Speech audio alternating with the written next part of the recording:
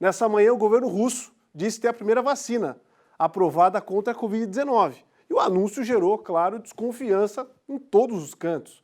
Cerca de 2 meses o país não tinha publicado nenhum estudo ou dado científico concreto de teste que realizou. Mesmo assim, a previsão é que a distribuição da vacina comece dia 1º de janeiro do ano que vem, lá naquele país. Nós mostramos aqui no Balanço Geral outras vacinas, sendo desenvolvidas com dados concretos sendo disponibilizados constantemente. Exemplo, Oxford, E vamos ampliar esse assunto conversando ao vivo com o microbiologista, imunologista e parasitologista da UFSC, o professor Aguinaldo Roberto Pinto, que gentilmente se dispôs a estar aqui com a gente para discutir essa temática. Professor, obrigado por estar conosco. É um assunto complexo, está todo mundo em busca da vacina. Não é fácil assim, aparecer com uma receita mágica, professor? Boa tarde. Boa tarde, Rafael. Obrigado pelo convite. Não, certamente. Uma receita mágica, ela sempre deixa a gente com o pé atrás, É algo bastante preocupante, assim, porque é preciso saber o que tem nessa receita e como que ela vai funcionar. Como é que funciona exatamente o processo, Parte-se do estudo, dos testes em laboratório e depois sim para os testes em humanos. Como é que funciona a etapa exatamente desse processo? Tá. Desenvolver uma vacina é um processo bem longo, assim. Como você disse, primeiro tem todos os testes em laboratórios, e muitas vezes que envolvem animais. E quando se tem esses resultados promissores, bons, é só então que a gente pode partir para testes em seres humanos. Os testes em seres humanos, eles são muito regulados, existem critérios muito bem definidos para acontecer, da maneira que eles devem acontecer. E eles acontecem em 3 fases. Chamamos de fase 1, fase 2 e fase 3. Na fase 1, essa vacina ela é testada num grupo pequeno de pessoas. A ideia é mais saber avaliar a segurança, se ela é segura, se as pessoas vão ter quais efeitos colaterais as pessoas podem ter. Então, geralmente, um grupo de algumas dezenas de pessoas.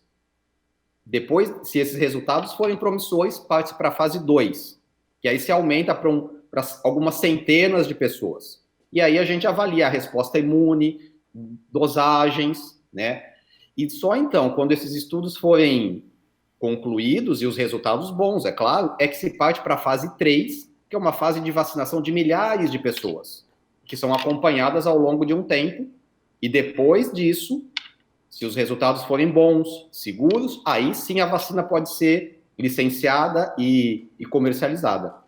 Professor, o senhor que está muito mais imerso, certamente, do que nós nesse meio, é a primeira vez que o senhor presencia tantos laboratórios, tantos países juntos tentando desenvolver a saída para uma única doença, ou isso já foi visto em outras épocas? Por exemplo, questionaram muito em relação à AIDS. Por que não fizeram a mesma coisa com a AIDS? Até hoje não há uma cura, etc. Já aconteceram outras parcerias muito intensas como essa, e certamente o caso da AIDS é um deles, É que o que a gente tem que compreender é que fazer vacina não é uma coisa trivial, não é algo simples, e depende muito do micro-organismo que causa a doença. Então, existem diversas doenças contra as quais a gente não tem vacina. HIV, como você citou, lepra, doença de Chagas, Zika.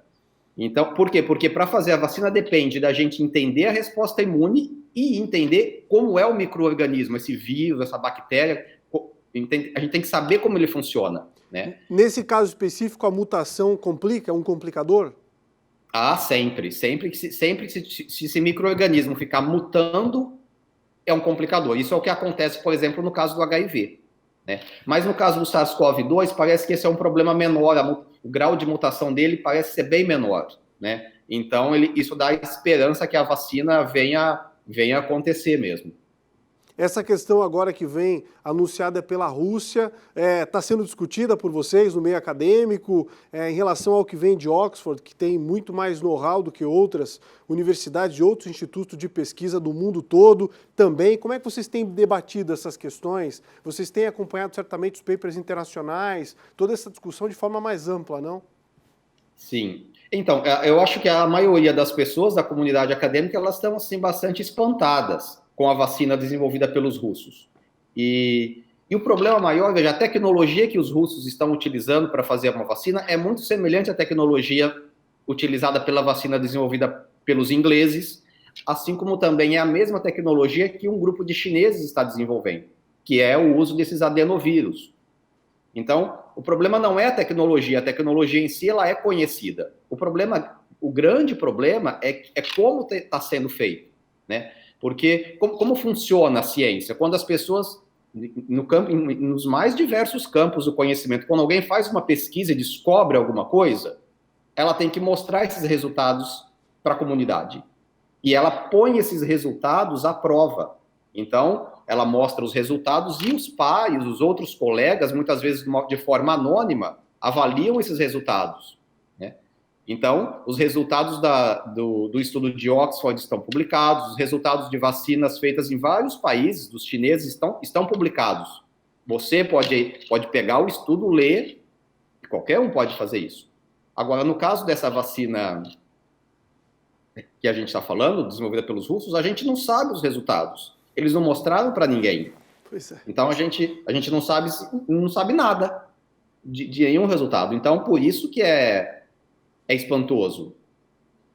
Não me estranha, não me causa estranhamento vindo da Rússia. Se viesse da China, também não me causaria estranhamento. Mas, enfim. Professor, só para a gente finalizar, uma comparação esdrúxula, né, que eu vou fazer aqui agora. No futebol, né, tudo está muito equiparado hoje em dia, porque a tecnologia chegou a todos os clubes, em todos os cantos do planeta, né? Então os jogadores hoje têm uma potência de campo e as estratégias são muito semelhantes. Não é à toa que o Brasil não se destaca mais tanto assim em relação a outros países. Na ciência é parecido? O senhor citou os laboratórios que usam a mesma tecnologia. Está cada vez mais equivalente o que se usa em todos os pontos do planeta?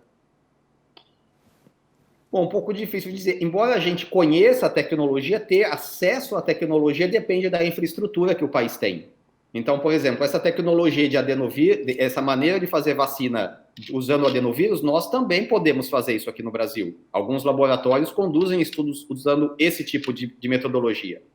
Agora, claro que a infraestrutura que nós temos nas universidades, nos institutos, elas, e muitas vezes, ainda estão muito defasadas, né? Então, a gente pode saber como fazer, mas na hora de implementar, talvez a gente não consiga, né? Em algumas situações, mas nesse caso, por exemplo, como já tem um acordo com o Fiocruz, com alguns institutos, a infraestrutura está sendo providenciada para a gente produzir a vacina, caso ela seja licenciada.